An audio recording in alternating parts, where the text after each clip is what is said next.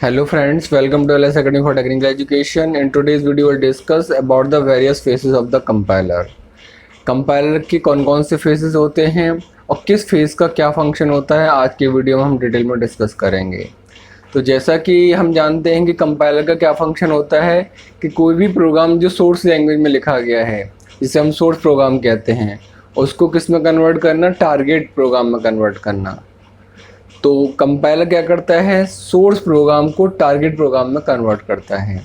लेकिन source program से target programme में कन्वर्ट करने के बीच में कौन कौन से स्टेप्स होते हैं, कौन कौन से फेसेस होते हैं, किस तरीके से वो कन्वर्ट किया जाता है, उसके बारे में आज की वीडियो हम डिटेल में डिस्कस करेंगे। तो पहले हम डायग्राम देख लेते हैं ब्रीफ में, फिर वन बाय वन इसके फेसेस को डिस्कस करेंगे। तो सबसे पहले जो फेसेस ऑफ कंपाइलर हैं उनमें सोर्स प्रोग्राम आता है। सोर्स प्रोग्राम सबसे पहले लेक्सिकल एनालिसिस फेज में जाता है। लेक्सिकल एनालिसिस फेज उसको टोकन स्ट्रीम में कन्वर्ट करता है। सेकंड फेज आपका आता है syntax analysis. Syntax analysis phase में पार्ट स्ट्रीम में कन्वर्ट किया जाता है उन टोकन स्ट्रीम्स को। पार्ट स्ट्रीम आने के बाद जो अगला फेज है सिमेंटिक एनालिसिस, वो क्या करता है, टाइप चेकिंग करता है। ये चेक करता है कि जो ऑपरेंड से जिनके बीच में ऑपरेशन होना है उनकी टाइप सेम है या नहीं है। अगला पार्ट आता है इंटरमीडिएट कोड जनरेशन पार्ट। जो इंटरमीडिएट कोड जनरेशन पार्ट है ये क्या करता है, इंटरमीडिएट कोड जनरेट करता है। इंटरमीडिएट कोड जनरेट होने के बाद अगला फेज जो आता है वो आता है कोड ऑप्टिमाइजेशन फेज। जो कोड ऑप्टिमाइजेशन फेज है ये एक ऑप्शनल फेज होता है और ये मेनली तब रिक्वायर्ड होता है जब आपको अपने कोड को ऑप्टिमाइज करना हो। अगर आपका कोड को ऑप्टिमाइजेशन करने की ज़रूरत नहीं है तो आप इस फेज को स्किप कर सकते हैं। लास्ट आपका जो फेज आता है that is the code generation phase. जो कोड जनरेशन फेज है ये आपका फाइनली क्या जनरेट करता है, टारगेट प्रोग्राम जनरेट करता है। तो सोर्स प्रोग्राम से लेकर टारगेट प्रोग्राम के बीच में आपके डिफरेंट आपके 6 फेजेस आते हैं। ये पहले जो 3 फेजेस हैं, lexical analysis phase, syntax analysis phase और सिमेंटिक एनालिसिस फेज, ये आपके तीनों मिलाकर कहलाते हैं एनालिसिस पार्ट। ये आपका एनालिसिस पार्ट है। और ये जो बाकी 3 फेसेस हैं, intermediate code generation, code optimisation और कोड जनरेशन, ये आपके आते हैं सिंथेसिस पार्ट में। यानी अगर हम देखें तो कंपाइलर के बेसिकली 2 ब्रॉड कंपोनेंट हैं, 2 ब्रॉड पार्ट है, एक एनालिसिस पार्ट और एक सिंथेसिस पार्ट। ठीक है। इसके अलावा 2 चीज़ें और आपको दिखाई दे रही है, एक सिंबल टेबल और एक एरर हैंडलर। सिंबल टेबल क्या है कि जब भी जो लेक्सिकल एनालिसिस फेज और सिंटैक्स एनालिसिस फेज आते हैं, ये फेसेस क्या करते हैं कि इनमें जो भी आपको इंफॉर्मेशन मिलती है इन फेसेस को शुरुआत में प्रोग्राम की, वो सारी इंफॉर्मेशन वो इस टेबल में स्टोर करते जाते हैं। यानी लेक्सिकल एनालिसिस फेज और सिंटैक्स एनालिसिस फेज में आपके सिंबल टेबल को जनरेट करने का काम होता है। जो भी इंफॉर्मेशन आ रही होती है वो सारी की सारी इंफॉर्मेशन इसमें स्टोर कर दी जाती है और उसके अलावा जो बाकी सारे फेसेस हैं वो क्या करते हैं, इस इंफॉर्मेशन का यूज़ करते हैं जो किसने जनरेट की है, लेक्सिकल और सिंटैक्स एनालिसिस फेज ने। ठीक है। तो 2 पार्ट आपके 2 फेसेस इंफॉर्मेशन जनरेट करने का काम कर रहे हैं और सिंबल टेबल में स्टोर कर रहे हैं, बाकी फेसेस क्या कर रहे हैं, उसको यूज़ करने का काम कर रहे हैं। इस तरीके से जो एरर हैंडलर है इसका क्या फंक्शन है कि जो भी किसी भी फेज में एरर जनरेट हो रही है उसको आइडेंटिफाई करना और उसको करेक्ट करना, detection of error as well as correction of error. ये आपका किसका काम है, एरर हैंडलर्स का काम है, जो अलग से हम पार्ट यूज़ करते हैं कंपाइलर में। Now will discuss in detail the functionality of each phase of the compiler. तो सबसे पहले हमारा कौन सा फेज आता है, लेक्सिकल एनालिसिस फेज। इसके बारे में डिटेल में डिस्कस कर लेते हैं। तो लेक्सिकल एनालिसिस फेज क्या है, it is the first phase of the compiler. ये कंपाइलर का सबसे पहला फेज है। दूसरा, it is also called the linear scanning analysis. इसको जो दूसरा नाम दिया गया वो क्या दिया गया, लीनियर एनालिसिस, आपका एनालिसिस नहीं लिया, स्कैनिंग एनालिसिस नाम दिया गया है। ये करता क्या है, it scans the source code, जो भी ये सोर्स प्रोग्राम का कोड है उसको स्कैन करता है from left to right, character by character and converts into the token. यानी जो आपका लेक्सिकल एनालिसिस फेज होता है इसमें जो सोर्स प्रोग्राम का कोड होता है उसको सबसे पहले left to right character by character scan किया जाता है और उसके बाद उसको किस में कन्वर्ट किया जाता है, टोकन्स में कन्वर्ट किया जाता है। अब अगला क्वेश्चन आता है कि ये टोकन है क्या। हमने ये तो कह दिया भाई सोर्स प्रोग्राम को कैरेक्टर बाय कैरेक्टर स्कैन कर लो और कन्वर्ट कर दो टोकन्स में, लेकिन टोकन है क्या। तो एक छोटे से एग्जाम्पल के थ्रू इसको समझने की कोशिश करते हैं। मान लीजिए ये स्कैन करना है इसको x equal to y plus 10, तो कैसे कन्वर्ट करेगा इसको, x, ये x, इसको इसने आइडेंटिफाई किया, ये क्या है, आइडेंटिफायर है। फिर इक्वल, इसको क्या इसने आइडेंटिफाई किया, ये क्या है, असाइनमेंट ऑपरेटर है। फिर अगला कैरेक्टर लिया y, y क्या है, आइडेंटिफायर है। फिर plus, plus is the assignment sorry addition operator. 10, 10 is the constant. यानी जो भी कैरेक्टर आपका आ रहा है वो किस टोकन से बिलोंग कर रहा है। टोकन का मतलब क्या वो कीवर्ड है, क्या वो आइडेंटिफायर है, क्या वो ऑपरेटर है, क्या वो कांस्टेंट है, वो क्या है, उसके बारे में आइडेंटिफाई करना। ये किसका काम है, आपका लेक्सिकल एनालिसिस फेज का। तो अगर ये सीक्वेंस लिखी हुई है कैरेक्टर्स की, तो इस तरीके से उनको किस में कन्वर्ट कर रहा है, टोकन्स में कन्वर्ट कर रहा है। टोकन्स हम आपको क्या बता रहे हैं, tokens are the classes of similar lexeme. Token के बारे में क्या लिखा हुआ है, tokens are the classes of similar lexeme. अब ये लेक्सिमी क्या चीज़ है, तो आप देखिए जो भी ये एक्चुअल वैल्यू दे रखी है, यानी इसकी जनरल क्लास तो हम क्या कह रहे हैं, एक्स है, तो जनरल क्लास क्या है कि ये आइडेंटिफायर है, वाई क्या है, आइडेंटिफायर है। लेकिन जो वैल्यू है, वैल्यू तो एक्स है, तो एक्स क्या कहलाएगा, लेक्स में।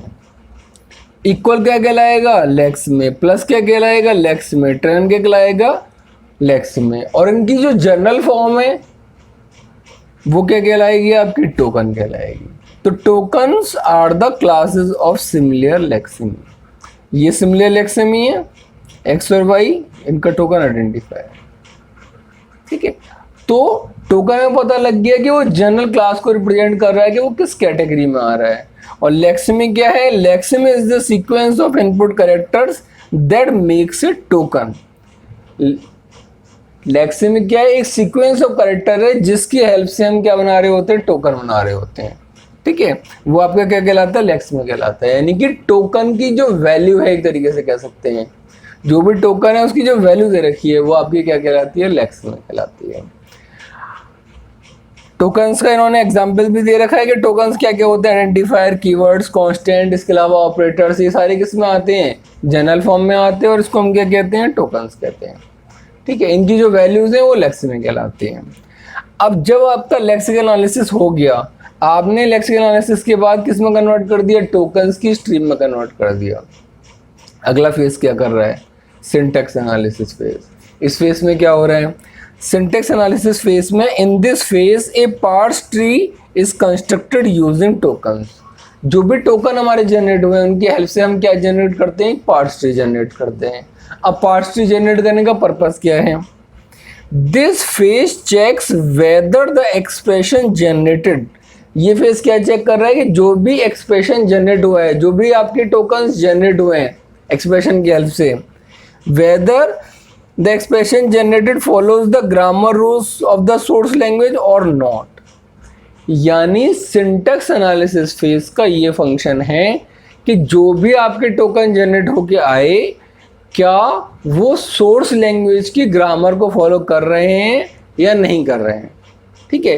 फॉर एग्जाम्पल, आपने इंग्लिश में कोई भी स्टेटमेंट लिखा, ठीक है, तो ये तो पता लग गया भाई इंग्लिश में this is a boy, this आपका एक टोकन हो गया, बॉय एक टोकन हो गया, इज एक टोकन हो गया, ए एक टोकन हो गया।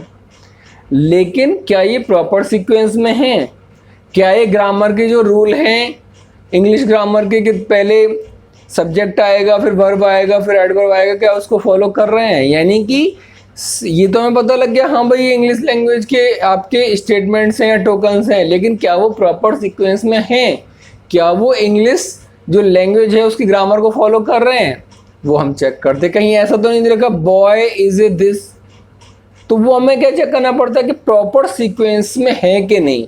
जो भी आपके टोकन जनरेट होके आए, क्या वो टोकन जो जनरेट हुए वो सोर्स लैंग्वेज के जो ग्रामर के रूल्स हैं, क्या उनको फॉलो कर रहे हैं या नहीं कर रहे हैं। उसको चेक करने के लिए क्या करता है, पार्स ट्री जनरेट करता है और चेक करता है क्या सिंटैक्स सही है सोर्स लैंग्वेज के अकॉर्डिंगली या नहीं है। तो बेसिकली सिंटैक्स एनालिसिस फेज का क्या काम है, पार्स ट्री की हेल्प से सिंटैक्स चेक करना कि क्या वो सिंटैक्स ग्रामर रूल्स के अकॉर्डिंगली है या नहीं है। अगर है तो ठीक है, अगले फेज पे जाएगा, नहीं है तो वो एरर जनरेट कर देगा with the help of error handler. ठीक है, जैसे मान लीजिए यही एक्सप्रेशन था x = y + 10, तो उसके लिए क्या इसने सिंटैक्स ट्री बनाया, x = y + 10। इस तरीके से आपका पार्स ट्री बनाकर सिंटैक्स को चेक करता है कि ग्रामर्स के रूल को फॉलो कर रहा है या नहीं कर रहा है। तो सिंटैक्स एनालिसिस फेज के बाद हमारा क्या हो गया, पार्स ट्री जनरेट हो गया आ गया। अगर हमारा सही जनरेट हो गया पार्स ट्री, इसका मतलब ग्रामर रूल्स को ये फॉलो कर रहा है।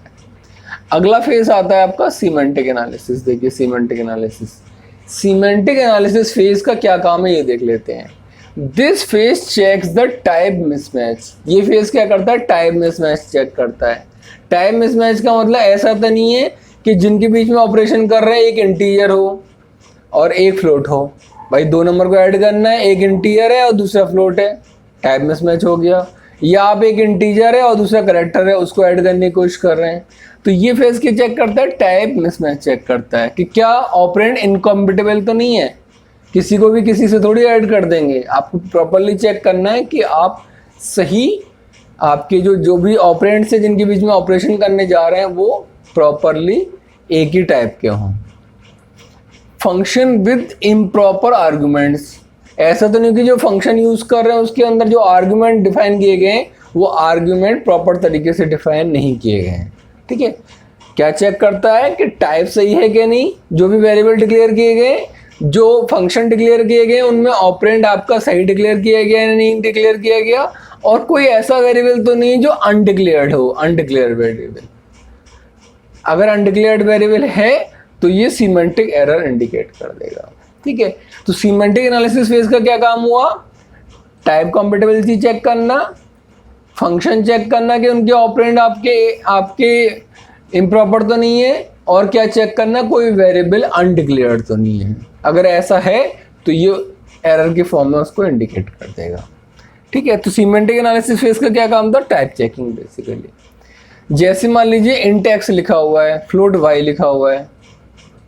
ठीक, तो अगर आपने सीधा लिख दिया y = x × 10.0, तो y तो आपका फ्लोट है, 10.0 भी फ्लोट है, लेकिन x आपका क्या है, इंटीजर है।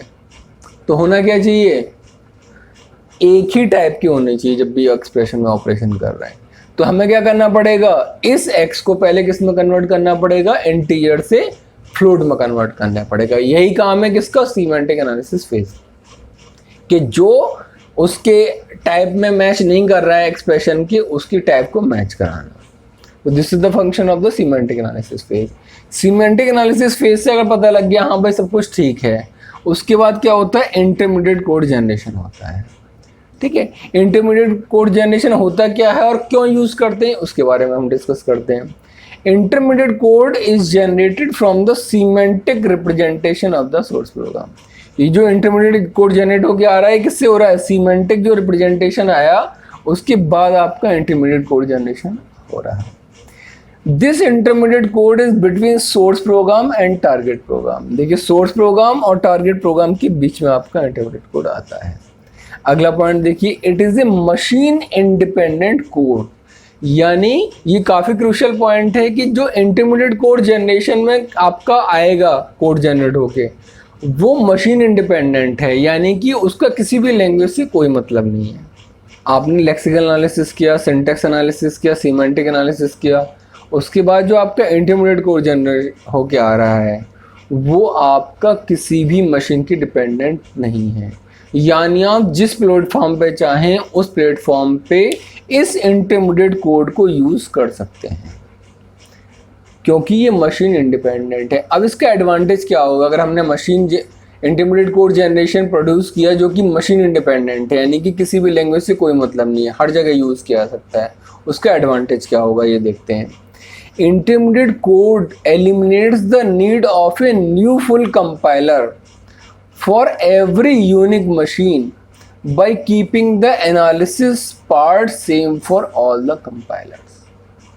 यानी यह है कि अगर आपको कभी भी कन्वर्ट करना हो किसी भी लैंग्वेज में लिखे हुए प्रोग्राम को दूसरी लैंग्वेज में, तो आपको सिर्फ क्या करना है, पहले 3 फेस वाला आपने कन्वर्जन किया और जो इंटरमीडिएट कोड आया, अब इस इंटरमीडिएट कोड के बाद आप उस मशीन के लिए चाहें जो इस पर काम कर रहा है उसके लिए टारगेट कोड प्रोड्यूस कर लें, किसी दूसरी मशीन के लिए चाहें तो आपको ये दोबारा करने की ज़रूरत नहीं, आप इसी से दूसरे के लिए जनरेट कर सकते हैं।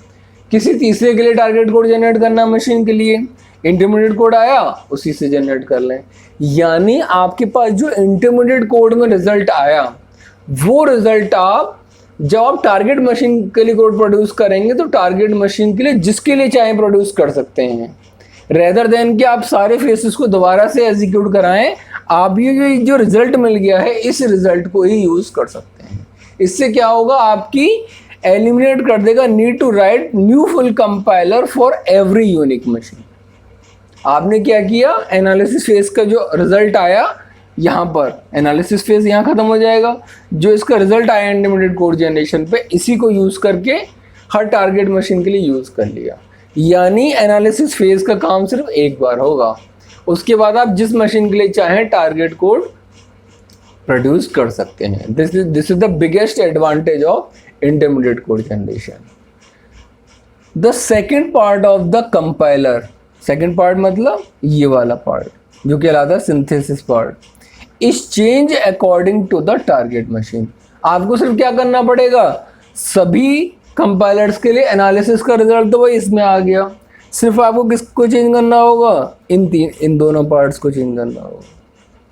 भाई ये तो इंटरमीडिएट कोड तो आएगी, अब बचे क्या, कोड ऑप्टिमाइजेशन और कोड जनरेशन। जिस मशीन के लिए जनरेट करना है उस मशीन के अकॉर्डिंगली आपने कोड जनरेट कर लिया, तो आपका काफ़ी टाइम सेव होगा कि आपको हर मशीन के लिए दोबारा से कंपाइलर लिखने की ज़रूरत नहीं जिसमें सारे फेज को एग्जीक्यूट कराना पड़े। अब इसमें इन्होंने एक एक्सप्रेशन लिख के दिखाया है कि किस तरीके से इंटरमीडिएट कोड लिखा जाता है। मान लीजिए आपको ये एक्सप्रेशन दिया हुआ है y = x × 10.0। तो सबसे पहले क्या किया, अगर आपको इंटरमीडिएट कोड में कन्वर्ट करना है, इसको t1 मान लीजिए, टेम्परेरी वेरिएबल t1 = 10.0 और x × t1 को हमने क्या मान लिया, t2 मान लिया, और y = आपका क्या आ गया, t2 आ गया। तो ये इस एक्सप्रेशन का इंटरमीडिएट कोड आ गया। यानी टेम्परेरी वेरिएबल यूज करके हमने एक इंटरमीडिएट कोड जनरेट कर लिया जो किसी भी मशीन के इंडिपेंडेंट है।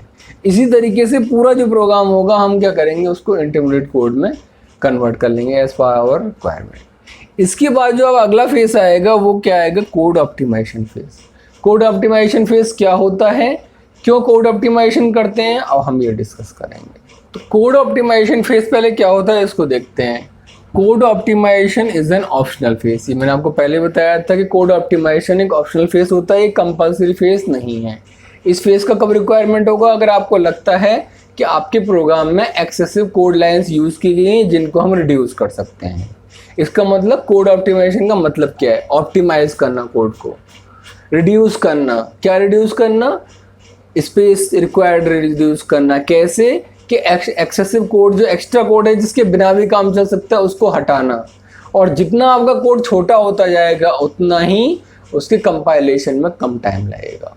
इसका मतलब आप स्पेस भी रिड्यूस करोगे और उसके कंपाइलेशन में जो टाइम लगेगा उसको भी रिड्यूस करोगे। और ओवरऑल इससे क्या एडवांटेज मिलेगा कि जब आप प्रोग्राम को एग्जीक्यूट करोगे तो आपके एग्जीक्यूशन में भी कम टाइम लगेगा। So it is an optional phase. और ये फेज करता क्या है, this phase removes the unnecessary code lines and arranges the sequence of statement. इस तरीके से अरेंज कर देता है सीक्वेंस ऑफ स्टेटमेंट को, जिससे कि to speed up the execution of the program, कि प्रोग्राम का जो ओवरऑल एग्जीक्यूशन पे जो कंपाइलेशन टाइम कम लगा उसके बाद एग्जीक्यूशन में भी टाइम रिड्यूस होगा, तो ओवरऑल एग्जीक्यूशन क्या हो जाएगा, स्पीड अप हो जाएगा। और क्योंकि कोड की लाइंस कम हो गई हैं तो क्या होगा, इट ऑक्यूपाइज लेस स्पेस। जैसे मान लीजिए ये एक्सप्रेशन दिया हुआ है a = 10, b = c × a, d = e + b, f = d। 4 line का कोड है, हम इसको 2 लाइन में भी रिड्यूस कर सकते हैं। कैसे, आप देखिए a = 10 लिखा हुआ है, उसकी बजाय हम सीधा b = c × 10 लिख सकते हैं। a पहले a माना, फिर a यहाँ लिखा है, सीधा b = c × 10। ठीक, अब दूसरा क्या, d = e + b लिखा हुआ है, f = d लिखा हुआ है। तो इसमें किसको रिड्यूस कर सकते हैं हम, एफ इक्वल टू डी वाले को रिड्यूस कर सकते हैं। डी की जो सीधी वैल्यू है ये रख दीजिए, एफ इक्वल टू जो ये वाली वैल्यू है ई प्लस बी। तो 4 लाइन का कोड आपके 2 लाइन के कोड में आ गया। इससे आपका स्पेस भी कम यूज होगा, कंपाइलेशन टाइम रिड्यूस हो जाएगा, इससे ओवरऑल एग्जीक्यूशन की स्पीड आपकी बढ़ जाएगी। सो कोड ऑप्टिमाइजेशन फेज आपका क्या करता है, ओवरऑल कोड को ऑप्टिमाइज करता है in terms of space as well as in terms of compilation and execution speed. अगला देखते हैं जो कि हमारा last phase of compiler, code generation. इस फेज में आपका फाइनली टारगेट कोड जनरेट होगा। ठीक है, तो it is the final phase of the compiler. It takes input from the code optimization phase. जो भी कोड ऑप्टिमाइजेशन फेज के बाद ऑप्टिमाइज कोड आएगा उसको एज ए इनपुट लेगा and produces the target code as a result, और target code as a result produce कर देगा। The objective of this phase is to allocate storage and generate relocatable target code. इस phase का जो objective है वो क्या है कि जो भी प्रोग्राम है उसको स्टोरेज एलोकेट करना, जो भी मेमोरी में रजिस्टर्स स्पेस चाहिए, मेमोरी स्पेस चाहिए, वो एलोकेट करना और रिलोकेटेबल टारगेट कोड प्रोड्यूस करना।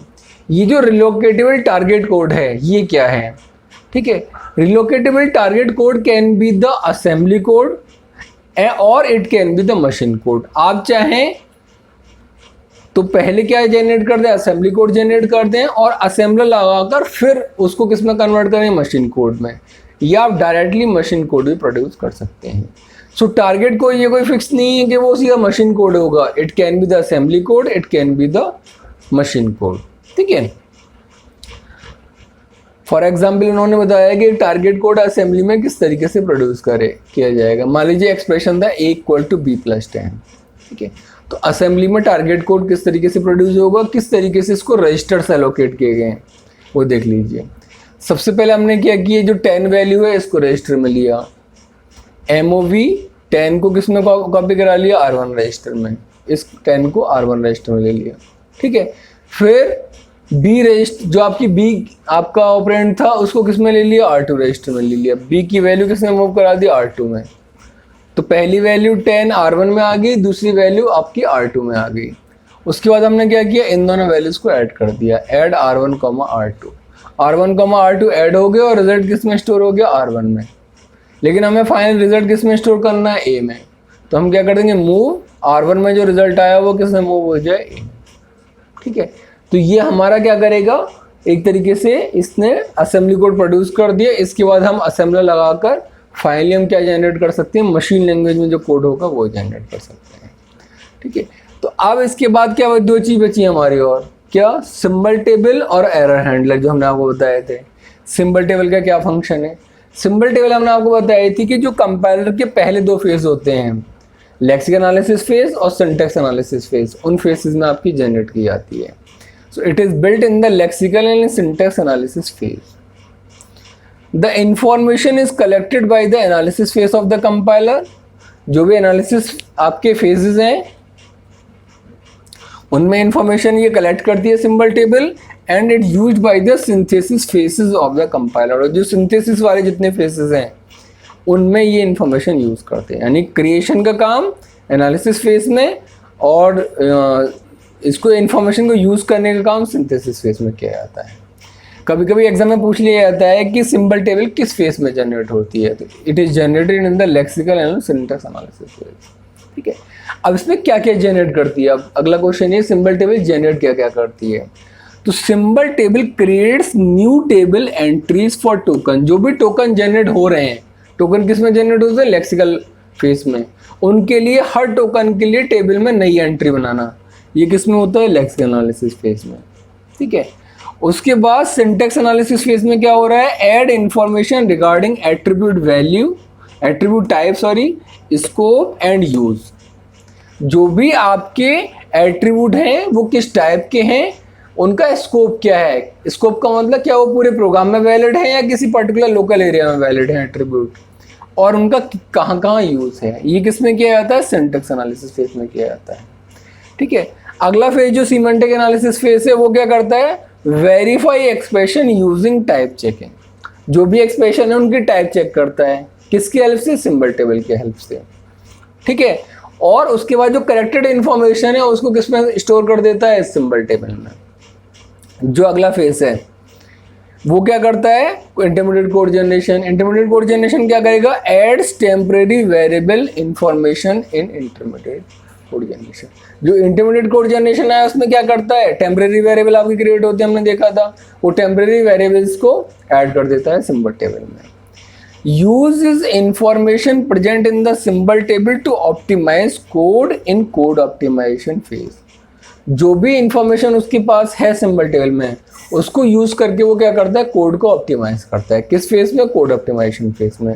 और जो लास्ट फेज है उसके लिए भी वो किसकी हेल्प लेता है, सिंबल टेबल की। And also takes help in the generation of target code in the code generation phase. यानी शुरुआत की जो फेजेस हैं वो आपके क्रिएट कर रहे होते हैं इन्फॉर्मेशन को, साथ साथ थोड़ा बहुत यूज भी कर रहे होते हैं इन्फॉर्मेशन को। और बाद वाले फेज क्या कर रहे होते हैं कि जो शुरुआत के फेज ने इन्फॉर्मेशन क्रिएट की है उसको यूज करके ऑप्टिमाइज करना कोड को, और साथ में फाइनल टारगेट कोड प्रोड्यूस करना।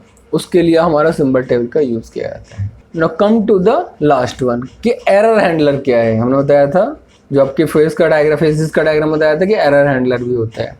तो एरर हैंडलर क्या है, the purpose of the error handler is to detect each error. जो भी आपके किसी भी फेस में एरर हो रही है कंपाइलर के, उन एरर्स को डिटेक्ट करना, report it to the user को डिस्प्ले की फॉर्म में रिप्रेजेंट करना कि भाई ये एरर है इस फेस में, and then make some recovery strategy and implement them to handle error.